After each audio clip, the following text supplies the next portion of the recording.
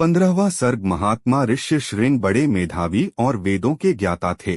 उन्होंने थोड़ी देर तक ध्यान लगाकर अपने भावी कर्तव्य का निश्चय किया। फिर ध्यान से विरत हो वे राजा से इस प्रकार बोले, महाराज, मैं आपको पुत्र की प्राप्ति कराने के लिए अथर्व वेद के मंत्रों से पुत्रेष्टि नामक यज्ञ करूंगा। वेदोक्त विधि के अनुसार अनुष्ठान करने पर वह यज्ञ अवश्य सफल होगा। यह कहकर उन तेजस्वी ऋषि ने पुत्र प्राप्ति के उद्देश्य से पुत्रेष्टि नामक यज्ञ प्रारंभ किया और श्रौत विधि के अनुसार अग्नि में आहुति डाली। तब देवता, सिद्ध, गंधर्व और महर्षि गण विधि के अनुसार अपना अपना भाग ग्रहण करने के लिए उस यज्ञ में एकत्र हुए।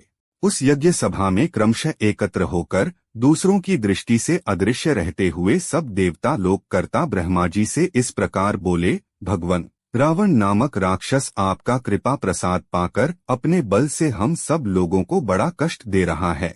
हम में इतनी शक्ति नहीं है कि अपने पराक्रम से उसको दबा सकें। प्रभो, आपने प्रसन्न होकर उसे वर दे दिया है, तब से हम लोग उस वर का सदा समादर करते हुए उसके सारे अपराधों को सहते चले आ रहे हैं। उसने तीनों लोकों के प्राणियों का नाकों दम कर रखा है। वह दुष्टात्मा जिनको कुछ ऊंची स्थिति में देखता है उन्हीं के साथ द्वेष करने लगता है। देवराज इंद्र को परास्त करने की अभिलाषा रखता है।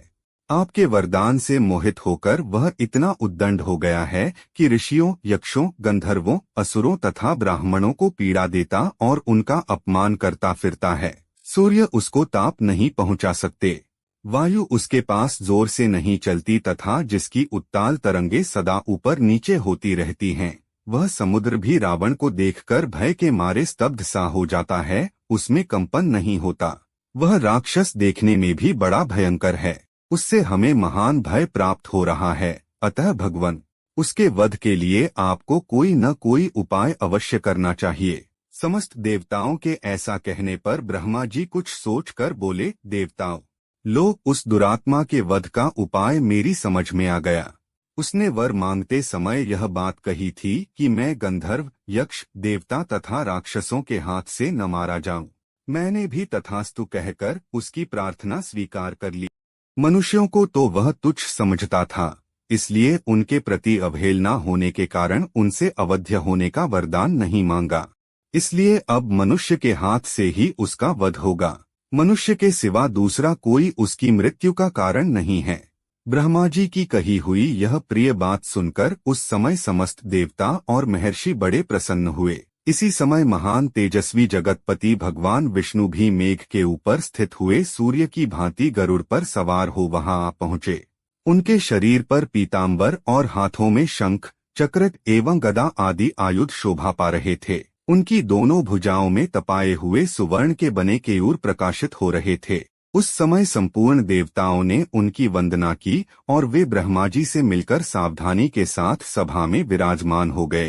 तब समस्त देवताओं ने विनीत भाव से उनकी स्तुति करके कहा, सर्वव्यापी परमेश्वर, हम तीनों लोकों के हित की कामना से आपके ऊपर एक महान कार्य का भार दे रहे हैं। प्रभो, अयोध्या के राजा दशरथ धर्मज्ञ, उदार तथा महर्षियों के समान तेजस्वी हैं। उनके 3 रानियां हैं जो हरि, श्री और कीर्ति इन 3 देवियों के समान हैं। विष्णु देव, आप अपने 4 स्वरूप बनाकर राजा की उन तीनों रानियों के गर्भ से पुत्र रूप में अवतार ग्रहण कीजिए। इस प्रकार मनुष्य रूप में प्रकट होकर आप संसार के लिए प्रबल कंटक रूप रावण को, जो देवताओं के लिए अवध्य है, समर भूमि में मार डालिए। वह मूर्ख राक्षस रावण अपने बढ़े हुए पराक्रम से देवता, गंधर्व, सिद्ध तथा श्रेष्ठ महर्षियों को बहुत कष्ट दे रहा है। उस रौद्र निशाचर ने ऋषियों को तथा नंदन वन में क्रीड़ा करने वाले गंधर्वों और अप्सराओं को भी स्वर्ग से भूमि पर गिरा दिया है। इसलिए मुनियों सहित हम सब सिद्ध, गंधर्व, यक्ष तथा देवता उसके वध के लिए आपकी शरण में आए हैं। शत्रुओं को संताप देने वाले देव, आप ही हम सब लोगों की परम गति हैं। अतः इन देवद्रोहियों का वध करने के लिए आप मनुष्य लोक में अवतार लेने का निश्चय कीजिए। उनके इस प्रकार स्तुति करने पर सर्वलोक वंदित देव प्रवर देवाधिदेव भगवान विष्णु ने वहां एकत्र हुए उन समस्त ब्रह्मा आदि धर्मपरायण देवताओं से कहा, देवगण, तुम्हारा कल्याण हो, तुम भय को त्याग दो। मैं तुम्हारा हित करने के लिए रावण को पुत्र, पौत्र, अमात्य, मंत्री और बंधु बांधवों सहित युद्ध में मार डालूंगा। देवताओं तथा ऋषियों को भय देने वाले उस क्रूर एवं दुर्धर्ष राक्षस का नाश करके मैं 11,000 वर्षों तक इस पृथ्वी का पालन करता हुआ मनुष्य लोक में निवास करूंगा। देवताओं को ऐसा वर देकर मनस्वी भगवान विष्णु ने मनुष्य लोक में पहले अपनी जन्मभूमि के संबंध में विचार किया। इसके बाद कमल नयन श्रीहरि ने अपने को 4 स्वरूपों में प्रकट करके राजा दशरथ को पिता बनाने का निश्चय किया। तब देवता, ऋषि, गंधर्व, रुद्र तथा अप्सराओं ने दिव्य स्तुतियों के द्वारा भगवान मधुसूदन का स्तवन किया। वे कहने लगे, प्रभो, रावण बड़ा उद्दंड है। उसका तेज अत्यंत उग्र और घमंड बहुत बढ़ा चढ़ा है। वह देवराज इंद्र से सदा द्वेष रखता है, तीनों लोकों को रुलाता है। साधुओं और तपस्वी जनों के लिए तो वह बहुत बड़ा कंटक है। अतः तापसों को भय देने वाले उस भयानक राक्षस की आप जड़ उखाड़ डालिए। उपेंद्र, सारे जगत को रुलाने वाले उस उग्र पराक्रमी रावण को सेना और बंधु बांधवों सहित नष्ट करके अपनी स्वाभाविक निश्चिंतता के साथ अपने ही द्वारा सुरक्षित उस चिरंतन वैकुंठ धाम में आ जाइए, जिसे राग, द्वेष आदि दोषों का कलुष कभी छू नहीं पाता है। इस प्रकार श्री वाल्मीकि निर्मित आर्ष रामायण आदि काव्य के बालकांड में 15वां सर्ग पूरा हुआ। 16वां सर्ग तदंतर उन श्रेष्ठ देवताओं द्वारा इस प्रकार रावण वध के लिए नियुक्त होने पर सर्वव्यापी नारायण ने रावण वध के उपाय को जानते हुए भी देवताओं से यह मधुर वचन कहा। देवगण, राक्षस राज रावण के वध के लिए कौन सा उपाय है, जिसका आश्रय लेकर मैं महर्षियों के लिए कंटक रूप उस निशाचर का वध करूं? उनके इस तरह पूछने पर सब देवता उन अविनाशी भगवान विष्णु से बोले, प्रभो, आप मनुष्य का रूप धारण करके युद्ध में रावण को मार डालिए।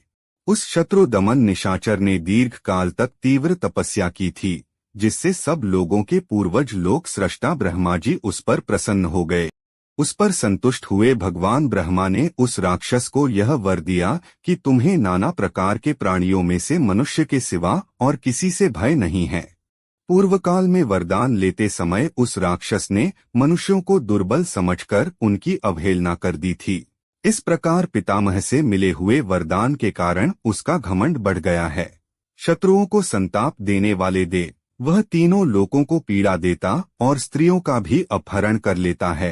अतः उसका वध मनुष्य के हाथ से ही निश्चित हुआ है। समस्त जीवात्माओं को वश में रखने वाले भगवान विष्णु ने देवताओं की यह बात सुनकर अवतार काल में राजा दशरथ को ही पिता बनाने की इच्छा की। उसी समय वे शत्रुसूदन महातेजस्वी नरेश पुत्रहीन होने के कारण पुत्र प्राप्ति की इच्छा से पुत्रेष्टि यज्ञ कर रहे थे। उन्हें पिता बनाने का निश्चय करके भगवान विष्णु पितामह की अनुमति ले देवताओं और महर्षियों से पूजित हो वहां से अंतर्धान हो गए। तत्पश्चात पुत्रेष्टि यज्ञ करते हुए राजा दशरथ के यज्ञ में अग्नि कुंड से एक विशालकाय पुरुष प्रकट हुआ। उसके शरीर में इतना प्रकाश था जिसकी कहीं तुलना नहीं थी। उसका बल पराक्रम महान था।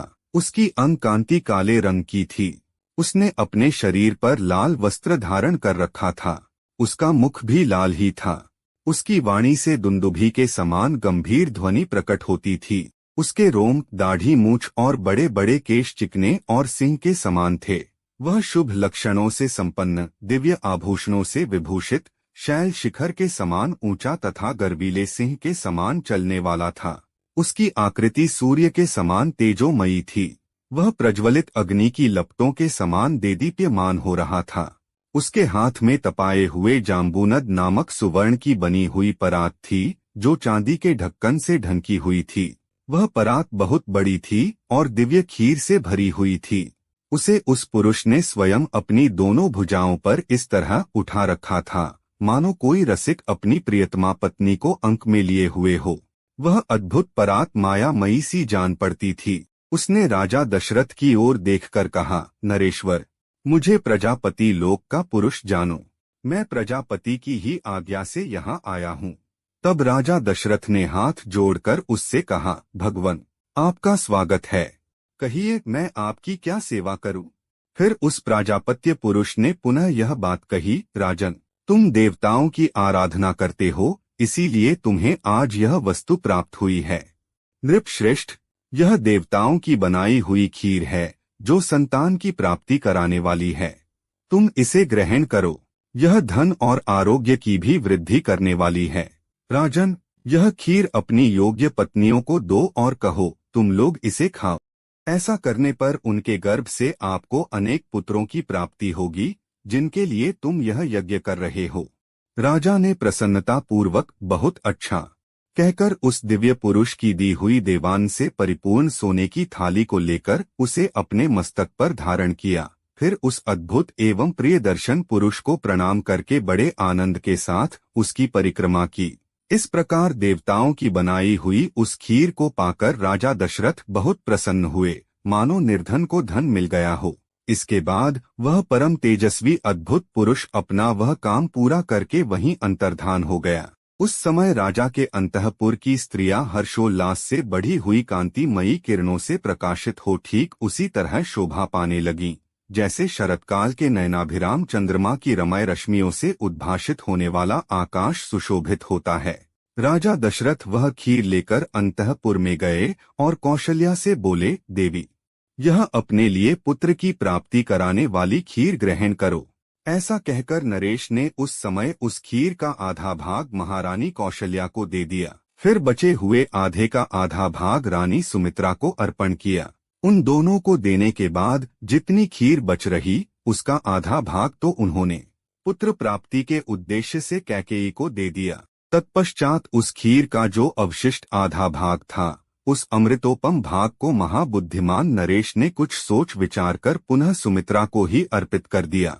इस प्रकार राजा ने अपनी सभी रानियों को अलग अलग खीर बांट दी। महाराज की उन सभी साध्वी रानियों ने उनके हाथ से वह खीर पाकर अपना सम्मान समझा। उनके चित्त में अत्यंत हर्षोल्लास छा गया।